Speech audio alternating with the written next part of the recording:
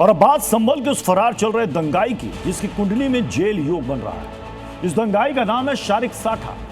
नवंबर 2024 में संभल में हिंसा भड़काने के मुख्य साजिशकर्ता शारिक साठा के खिलाफ इंटरपोल ने रेड कॉर्नर नोटिस जारी कर दिया, जिसका मतलब यह है कि वांटेड शारिक साठा अब ज्यादा दिन तक फरारी नहीं काट पाएगा।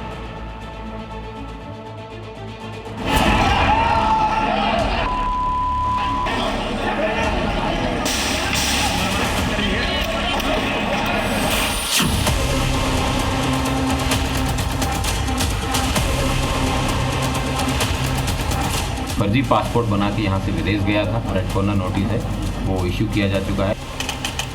24 नवंबर 2024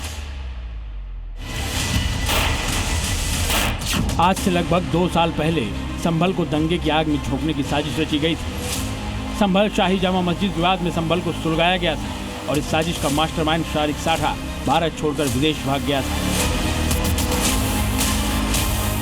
दुबई जाकर शारिक साठा दुबक गया था।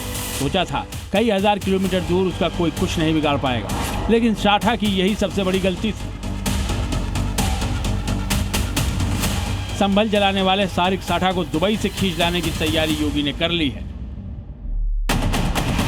संभल हिंसा के मास्टरमाइंड शारिक साठा पर शिकंजा कसने के लिए इंटरपोल ने रेड कॉर्नर नोटिस जारी कर दिया है, जिसका मतलब ये कि इंटरपोल में जो भी देश हैं उनके पास ये अधिकार होगा कि जहां भी शारिक साठा पाया जाए तो वो अंतर्राष्ट्रीय कानूनों के मुताबिक उसकी गिरफ्तारी कर सकेंगे।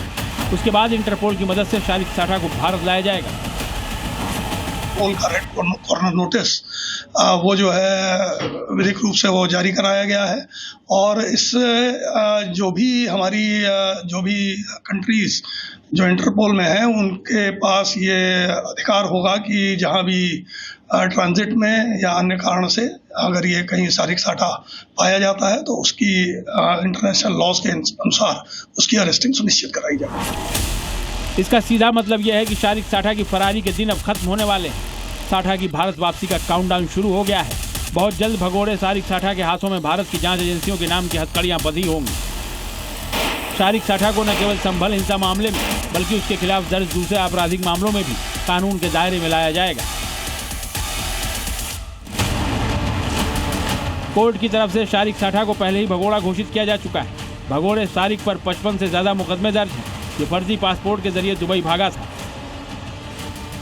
उसके बाद से उसकी संपत्तियों को कुर्क करने की प्रक्रिया भी शुरू की गई थी। ये शारिक साठा की 2.31 करोड़ रुपए की प्रॉपर्टी है, जिसे बीते दिनों पुलिस प्रशासन ने कुर्क कर लिया था।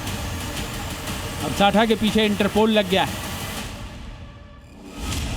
लंबे वक्त से कानून की नजरों से बचते फिर रहे शारिक साठा की मुश्किलें इंटरपोल के रेड कॉर्नर नोटिस जारी करते ही अंतर्राष्ट्रीय स्तर पर बढ़ गई, क्योंकि अब उसकी तलाश और गिरफ्तारी का रास्ता अंतर्राष्ट्रीय स्तर पर खुल गया है। अब उसे गिरफ्तार कर भारत लाने की प्रक्रिया की भी तेज होने की उम्मीद है। सुनील सिंह, जी मीडिया, संभल। जिन्होंने यूज किया है वो जानते हैं असली हींग का स्वाद। MDH सुपर हींग, शुद्धता का असली तड़का।